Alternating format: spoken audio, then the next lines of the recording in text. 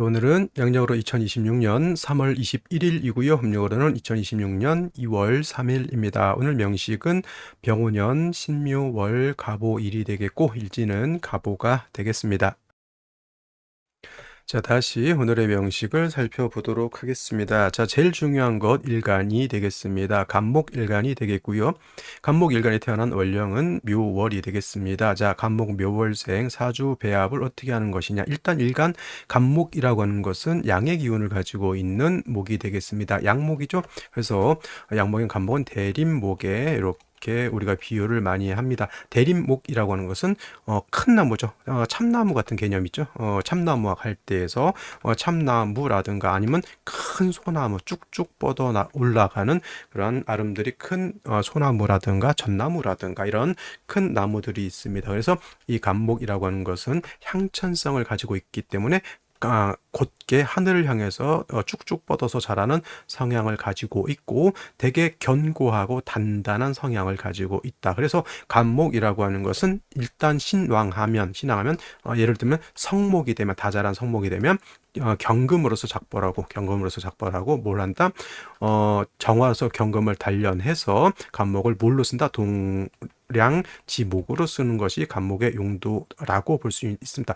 어느 글에서 봤습니다. 일간이 간목인데 벽갑 인정이 되냐고 이렇게 질문하신 분이 있는데, 자, 벽갑 인정은 일간이 정화일 때 쓰는 겁니다. 일간이 정화일 때 간목으로서 정화를 생조할 때 목이 너무 왕해지게 되면은 정화가 목왕화식할 수 있으니 경금으로서 간목을 잘게 쪼개서 정화를 생해 주는 것을 벽갑 인정이라고 하는데, 일간 간목은 용도가 어디에 있죠? 동량지목으로 쓰는 데에 용도가 있는데, 간목을 벽갑 인정해 준다라 한다라고 하는 뜻은 간목을 경금으로 잘게 잘라서 화목으로 쓴다는 얘기죠. 화목. 자, 일간 간목은 동량의 제목으로 써야 되는데 땔감으로 쓰는 것은 말이 돼야 안 돼요. 안 되죠. 그러니까 간목 일간일 때는 벽갑 인정을 말하면 안 되는 거고, 경금으로서 간목을 작벌을 할 때 칠살 경금이 날카롭게 어느 정도 날이 서 있어야지만 간목을 깔끔하게 재련할 수, 톱이나 도끼로 나무를 이게 깎아내고 하는데 뭉퉁뭉퉁하고 칼날이 서지 않으면 어떻게 됩니까? 나무를 재련하는 것이 아니라 깨서 부수는 거죠. 그래서 간목이 경금을 쓸 때는 정화를 같이 쓰는 이유가 바로 그런 거죠. 그래서 벽갑 인정이라고 하는 것은 어디다? 일간이 정화일 때 쓰는 것이지 일간이 간목일 때 쓰는 용어는 아니라고 하는 점. 또 비근한 예로 이런 거 있어요. 기토탁임이라고 하는 것이 있는데, 기토탁임인데 일간이 기토일 때 기토탁임을 논할 필요가 있을까요, 없을까요? 아니죠. 기토탁임은 일간이 임수이거나 또는 예를 들어서 병화라든가 신금이 수보양광 또는 신금을 도세주옥하는 경우에 임수를 용신으로 쓸 때는 이때는 기토가 있으면 탁해지는 것이 좋지 않지만, 일간 기토한테 임수를 쓰는 것은 어차피 흙에다 물 주는 건데 뭐 탁해지든 안 탁해지든 그 뭐가 문제가 될까요? 오히려 기토 일간은 임수가 왕해지게 되면 사수동류 되는 것을 조심해야 되는 거다. 그래서 제가 항상 서두에서 항상 얘기할 때 사주를 볼 때는 일간을 먼저 보라고 하는 이유가 바로 이런 거예요. 간목 일간인데 법과 빈정 얘기할 필요가 없고요. 일간이 기토인데 임수 보고 기토 타김되는 것을 우리가 걱정할 필요가 없다라고 하는 점. 그래서 항상 강조합니다. 일간의 특성을 알아야 사주를 분석하고 이 사주를 우리가 통변해낼 수가 있다라고 하는 점 꼭 기억해 두시기 바라겠고요. 근데 간목 일간이 왕하다고 해서 무조건 경금 쓰느냐, 그렇진 않죠. 우리가 또 명리서에 춘불용금이라고 해서 봄에 나무는 금을 쓰지 않는다. 특히나 이제 입춘부터 어디 우수 전까지는 대체적으로 이렇게 쓰고요. 만약 우수가 지나서 목이 왕하면 경금을 쓸 수는 있습니다만은 춘절에 경금으로서 간목을 벽갑 인정하는 것보다는 인월이라든가 묘월 같은 경우에는 화로서 따뜻하게 해서 간목의 기운을 바깥으로 발산시켜 주는 것을 좋아한다라고 합니다. 그래서 왕신은 어떻다? 왕자의억, 억제할 수도 있지만 왕자의설, 왕한 기운을 바깥으로 설할 수도 있다라고 하는 점. 그거는 어디다? 월령에 따라서 달라질 수 있다라고 봅니다. 그래서 간목이 묘월에 태어나게 되면은 어떻다? 양간이 월지에서 목의 제왕지를 받기 때문에 격국은 이거는 정해져 있습니다. 양인격. 이거 겁제격 아닙니다. 양인격이 되는 것이고요. 일간 간목이 묘에 통근돼서 원령을 득했다 등령했죠. 매우 신왕한 사주가 됩니다. 그래서 경금을 쓸 것이냐 화를 쓸 것이냐를 놓고 봤을 때 역시나 경금으로 쓰는 것보다는 화를 쓰는 것이 좋다. 봄의 나무는 간목이 아무리 왕하더라도 그 왕한 껍질을 뚫고 새싹이 돋아나 있거든요. 그걸 뭐라 그러면 눈목이라고 그래요. 눈목. 근데 금을 쓴다라고 하는 것은 뭐다? 설이 내리는 거예요. 그 서리가 내리면은 눈목 그 어린 새싹이 얼어버리죠. 그래서 봄의 나무는 금을 쓰지 않는다라고 하는 것이라는 점. 그래서 화를 보고 수로서 간목의 뿌리를 배양하는 것이 필요하다. 이렇게 볼 수가 있겠습니다. 자, 일지 먼저 보도록 하겠습니다. 오화를 봤죠. 가보 일주가 되겠습니다. 상관이고요. 연지에도 상관 오화를 봤습니다. 이거 좀 불안한데 느낌이 들죠. 목이 왕에서 좋긴 한데 화를 보는 것도 좋긴 한데 뭐가 문제가 될까요? 연간에 병화 투출 이거 뭐야? 양장 목갈이네. 양장 목갈 뭐죠? 봄의 나무는 화가 있어서 목화통명 되는 것도 중요하지만 물이 없으면 나무가 마르죠.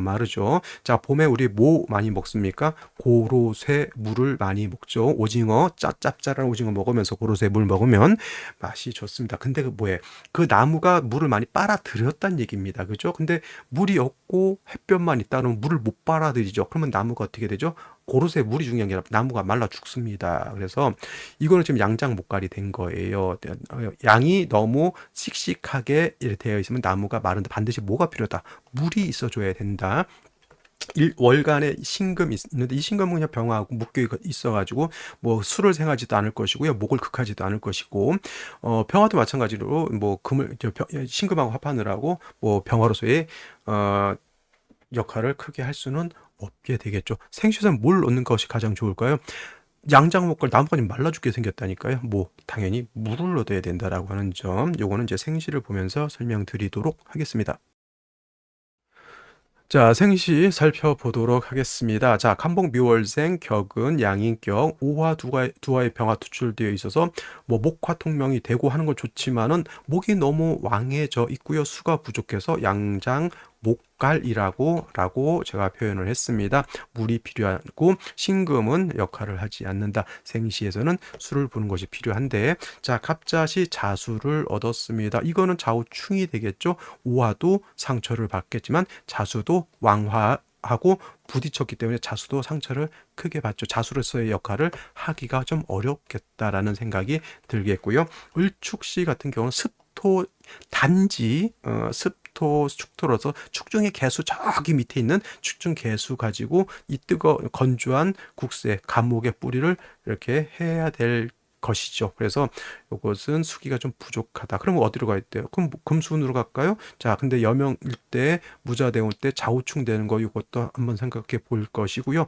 남자 경우 좌우충이 되는 순간은 85세 돼야 되니까 크게 문제될 바는 아닌 것으로 생각이 됩니다. 자, 병인시 정묘시 이거 수가 없습니다. 이거 완전 나무 이게 묘인에 있어서 나무가 클 수는 있어요. 큰 나무야. 굉장히 큰 나무야. 근데 그 큰 나무가 어떻게 돼 있다? 말랐다. 고사하고 있다. 이렇게 고사라고 하는 것은 말라 죽는다라고 하는 뜻이다. 그래서 반드시 물을 얻어야 된다. 이렇게 보시면 되겠습니다. 이런 사주가는 대체적으로보다 인정벌이가 좀 없을 가능성이 굉장히 큽니다. 이렇게 사주가 구성이 되면 운이더라도 금수운으로 가야 되는데 역시나 무자대원 때 좌우충 요거는 좀 조심하셔야 될 것 같고요. 그 다음에 병술대원 때 인옷을 화국을 또 짓는다라고 하는 것도 생각해 볼 필요가 있겠다. 정묘시 마찬가지 보시면 될 것 같고, 무진시는 역시나 이제 저 을족시와 마찬가지로 단지 그래도 습기를 가지고 있는 진중 개수를 얻었기 때문에 그래도 간목이 여기다